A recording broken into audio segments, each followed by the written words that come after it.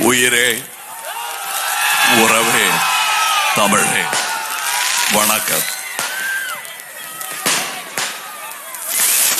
லால்குடி மக்களுக்கு என் வணக்கம். இவர் உங்கள் வேட்பாளர் திரு பாரிவள்ளல் அவர்கள். இங்க மேல வரும்போது காதோடு கிசுகிசுத்தார், நான் உங்கள் சினிமாவின் ரசிகன் என்று. சொல்லாமல. மாண்புமிகு அமைச்சர் திரு கே என் நேரு அவர்கள் இங்கே அமர்ந்திருக்கிறார்.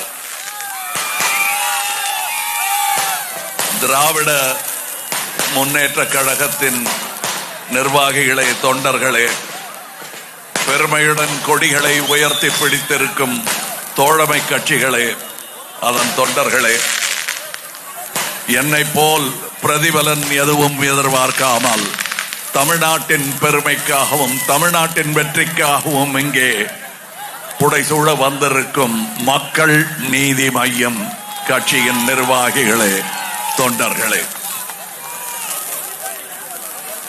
இந்த கள்ளக்குடி முதலில் டால்மியா புறமாக இருந்தது.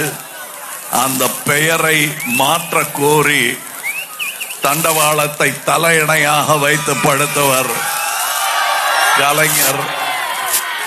நான் சினிமாவில் வருவதற்கு முன் பேசி பழகி பார்த்த வசனத்தை எழுதியவரும் அவர்தான். 3.5 வயசு குழந்தையா இருக்கும் போது நடிகர் திலகத்திற்கு பராசக்தி வசனத்தை நான் சொல்லி காட்டுவேன். ஆக இந்த கள்ளக்குடிக்கும் எனக்கும் நிறைய தொடர்பு, கள்ளக்குடிக்குமே நிறைய தொடர்பு இருக்கு. இன்னொரு முக்கியமான விஷயம், லால்குடியில் எனக்கு பிடித்த ஒரு எழுத்தாளர், பிடித்த என்று சொல்வதை விட நான் அவரை படிக்கும் போதே கண் சுழலும், மயக்கம் வரும். இப்படியெல்லாம் நாம் படித்தோமே இந்த புத்தகத்தை என்பதை விட இது மாதிரி எழுத வருமா என்றெல்லாம் எனக்கு ஒரு கனவு வரும். அவர் பெயர் லால்குடி சப்தரிஷி ராமாமிர்தம் என்று சொல்வார்கள். நாங்கள் அன்புடன் அவரை லாசாரா என்று அழைப்போம். கலைஞராக லால்குடி ஜெயராமன் அவர்கள் பிறந்த இடம் இது. இன்று தமிழ்நாடு வெல்வதற்காக தமிழக முதல்வர் திரு மு.க. ஸ்டாலின் அவர்கள் அமைத்திருக்கும் இந்த வியூகமே பாராட்டுக்குரியது. 15 மாறுபட்ட கருத்துக்களை உடைய, சில சித்தாந்தங்களை மாறுபட்டு இருக்கக்கூடிய கட்சிகளை ஒன்றிணைத்து பெருந்தன்மையுடன் அதை அவர் செய்ததை பக்கத்தில் நின்று பார்த்து கொண்டிருந்த அந்த பெருந்தன்மை எனக்கும் ஓட்டிக்கொண்டது. அதனால்தான் இதில் எனக்கு என்ன லாபம் என்பதை யோசிப்பதை விட தமிழ்நாடு வென்றால் அதை விட பெரிய லாபம் எனக்கு வேறு எதுவும் இருக்க முடியாது என்று முடிவெடுத்து இங்கே தமிழ்நாட்டின் பல்லக்கு, இது யார் சுமந்தாலும் அவர்களுக்கு அது பெருமை. தமிழுக்கும் தமிழ்நாட்டிற்கும் பல்லக்கு எடுக்கும் இந்த முயற்சி 15 கட்சிகள் கூடி எடுக்கும் முயற்சி. அதுக்கு முன்னாடி ஒண்ணு சொல்லணும். 13ஆம் நூற்றாண்டில் இந்த ஊருக்கு லால்குடின்னு என் பெயர் வந்ததுங்கிறது உங்களுக்கு தெரியணும். 13ஆம் நூற்றாண்டில் மாலிகாபூர் என்ற ஒருவர் படையெடுத்து இங்கே வந்த பொழுது அந்த கோபுரம் செவ்வண்ணமாக இருந்திருக்கிறது. அதை பார்த்து அவர் மொழியில் லால்குடி கோவில் என்று பெயரிட்டிருக்கிறார்.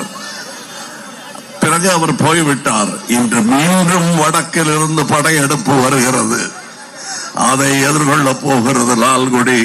அதற்கு உங்களுக்கு உறுதுணையாக நிற்கப் போபவர் என் சகோதரர் பாரிவள்ளல் அவர்கள். நீங்களும் தான். எல்லாரும் இந்த கமலஹாசன் வர்றதுக்கு முன்னாடியே எல்லாத்தையும்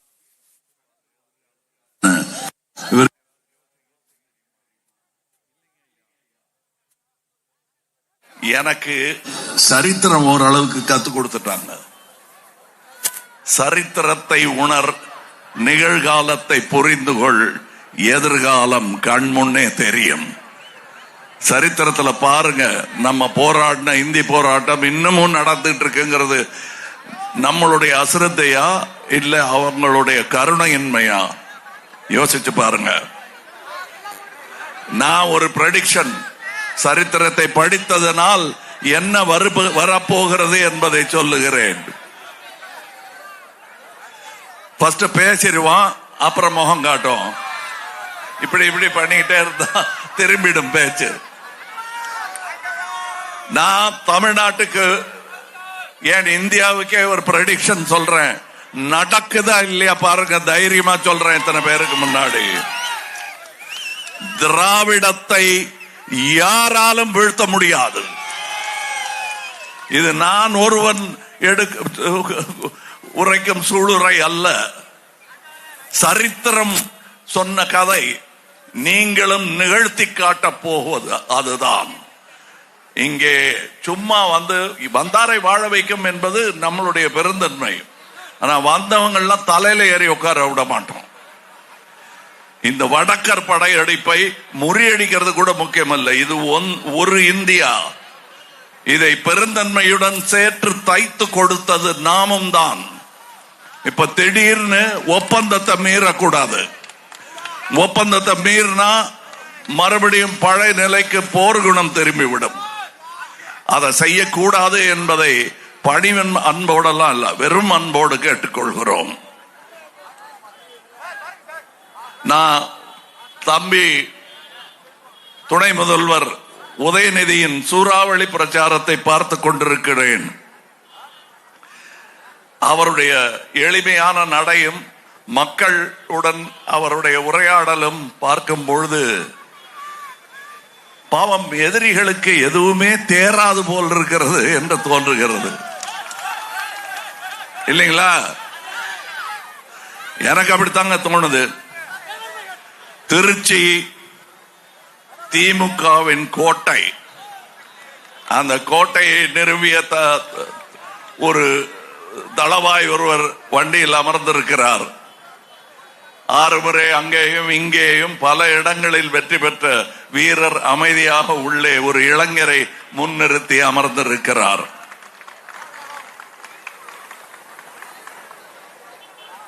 லால்குடி எனும் இந்த ஊர் அந்த கோட்டையின் உச்சியில் பறக்கும் கொடி. அதை ஏந்தி நிற்கும் கொடி காக்க போகும் வீரன் இவர். கலைஞர் மகளிர் உரிமை திட்டம் 2000 உயர்வு, 8000 ரூபாய் கூப்பன், கல்வி உதவி தொகை 1500. இல்ல ரூபா கொடுக்கணுமே, கொடுக்கலையே. நமக்கு கொடுக்க வேண்டிய கடனையே கொடுக்காம அங்க ஹிந்தி கத்துக்கிறியான்னு பேரம் பேசிட்டு இருக்காங்களே, அதுக்கு பேர் என்னங்க? கொடுக்கல் வாங்கலா இல்ல மிரட்டலா? மிரட்டல் தானே. அப்ப அந்த மிரட்டலுக்கு பணிகிற ஆளுங்களா நீங்கெல்லாம்? ஓட்டு போட்டு இவரை கொண்டு வாங்க, பாக்கி நாங்க அங்க பாத்துக்கிறோம். நானும் அங்க போவேன்ல, உங்க குரல் அங்கேயும் எடுத்துட்டு போவேன்ல, அங்கேயும் பேசுறேன் நான். புரியுதுங்களா? 23ஆம் தேதி நீங்கள் அனைவரும் தீர்ப்பு சொல்ல போகும் நாள். தீர்ப்பு உங்களுக்கு வேற யாரும் சொல்ல வேண்டாம், நீங்க தான் சொல்லணும். இதுதான் ஜனநாயகம் என்பதை நீங்கள் நிரூபிக்க போகும் நாள். பாராளுமன்றத்தில் முந்தா நேற்று நிரூபிச்சோம்ல, அந்த மாதிரி மறுபடியும் நீங்க நிரூபிக்க போகும் நாள் இந்த மாசம் 23ஆம் தேதி. ஞாபகம் வச்சுங்க. பொட்டியெல்லாம் நல்லா உத்து பாருங்க, குத்தினது வந்துருச்சான்னு செக் பண்ணிட்டு தான் வெளியே வரணும். அப்படி செய்தீர்களே ஆனால் உதய சூரியன் சின்னத்தில் அதை முத்திரையை பதித்து விட்டு வாருங்கள். இன்று நமதானது போல் நாளையும் நமதாகும், நாடும் நமதாகும். வாழ்க தமிழ்நாடு. பாரிவள்ளல் வெல்லட்டும். வணக்கம்.